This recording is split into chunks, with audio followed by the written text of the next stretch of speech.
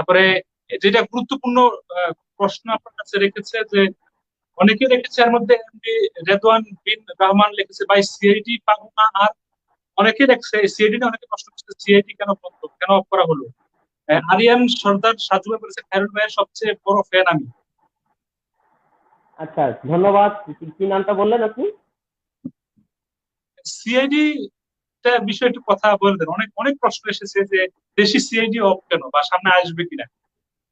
আচ্ছা আচ্ছা, এখন এই বিষয়টা নিয়ে আসলে আমরা প্রায় আলোচনা করি আমাদের টিমমেটদের সাথে, তারপর রাকিব ভাই আমি নিজেরাও আলোচনা করি সিএডিটা নিয়ে। যেহেতু আমরা আমাদের প্রথম দিকে প্রাইমারি কন্টেন্ট আমাদের এটাই ছিল, আমরা প্রায় 68টা পর্ব করেছিলাম এটার। যদিও কোনোটার সাথে কোনোটার মিল নেই, প্রত্যেকটা আলাদা এপিসোড করে করেছিলাম। তো আমাদের সিআইডির আসলে অনেক বেশি শুভাকাঙ্ক্ষী আছে, আমরা আলোচনা করেছি।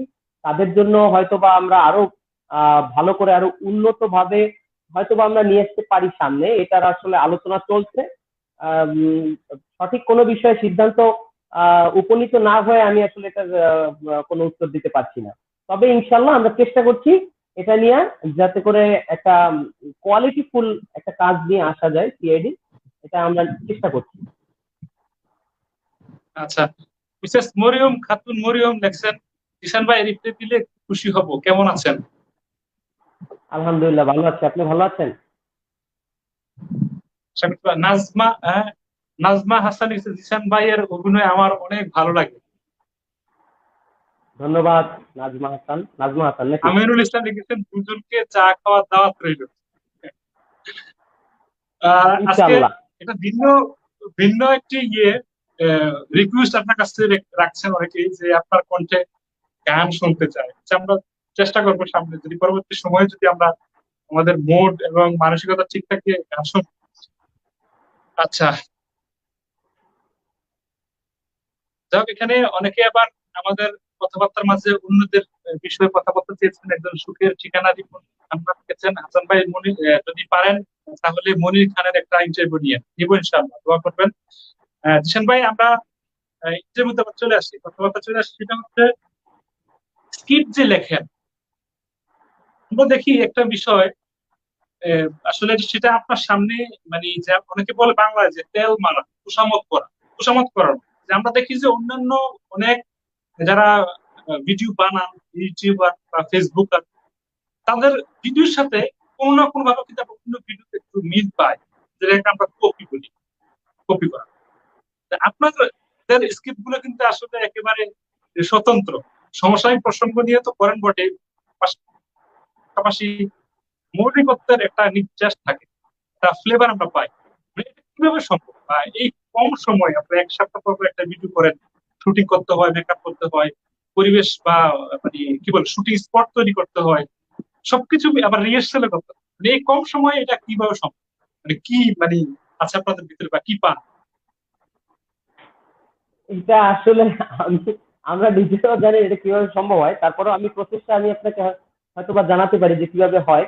আমরা প্রথমত আমরা একটা টপিক নিয়ে চিন্তা করি যে কোন টপিকে আমরা কাজটা করতে পারি। যখন আমরা একটা টপিক পাই, সেই টপিকটা নিয়ে আবার আমরা আমাদের ঘরের সবার সাথে আলোচনা করি যে এই টপিকটা আসলে ভালো হবে কিনা, বা এই টপিকে কাজ করলে কতটা আনন্দ দেওয়া যাবে। কারণ সব টপিকের উপরে কিন্তু কমেডি আসলে হয় না। আপনি চাইলেই সব টপিকের উপরে কমেডি করতে পারবেন না, অথবা কমেডি করলেও সব টপিকের উপরে মানুষের কমেডির সেই অনুভূতিটা আসবে না। তো আমরা তখন এই বিষয়টা নিয়ে প্রথমত আমরা নির্বাচন করার খুব কঠিন ভাবে আমরা নির্বাচন করি।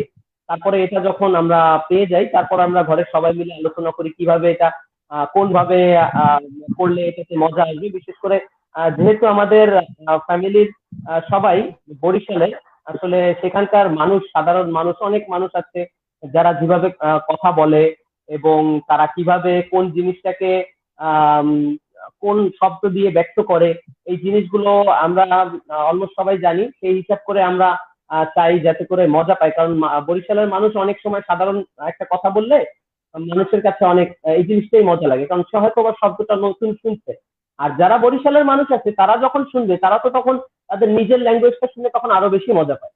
তো এইভাবে আমরা সবাই আলোচনার মাধ্যমে এটা চেষ্টা করি কমেডি কমেডি করার। আর যদি আমরা কমেডি না নিয়ে কাজ করতাম, তাহলে হয়তোবা আমাদের কাছে মনে হয় যেটা, যে কমেডি না নিয়ে যদি আমরা কাজ করতাম, আমাদের কন্টেন্ট নির্বাচন আরো বেশি সহজ হতো এবং আরো দ্রুত আমরা ভিডিও দিতে পারতাম, শুধুমাত্র কমেডির জন্য। কারণ একটা কথা, কোন কথাটা বললে মানুষ হাসবে, কোন কাজটা করলে মানুষ হাসবে, এটা কিন্তু খুবই একটা কঠিন কাজ। মানুষের মুখে হাসি ফোটানো ফোটানো আসলে খুবই কঠিন কাজ। তো আমাদেরকে এটা নিয়ে বারবার ভাবতে হয়, প্রত্যেকটা ডায়লগ নিয়ে ভাবতে হয়, প্রত্যেকটা এলিমেন্ট নিয়ে আমাদের ভাবতে হয়। যদি কমেডি নিয়ে না করতাম তাহলে হয়তো বা আরো সহজে, আরো তাড়াতাড়ি আমরা এগুলো ডেলিভারি দিতে পারতাম।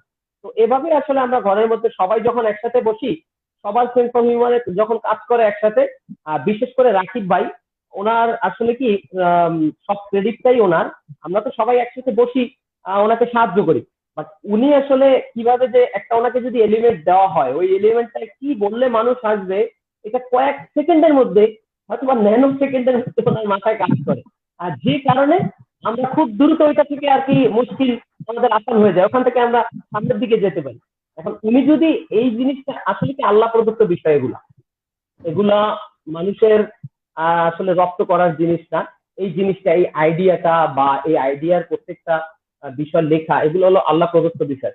তো উনি যেভাবে পারেন, আসলে এটা সত্যি কথা বলতে এটা এক্সেপশনাল, এটার আসলে কোনো এক্সাম্পল আমি দিতে পারবো না।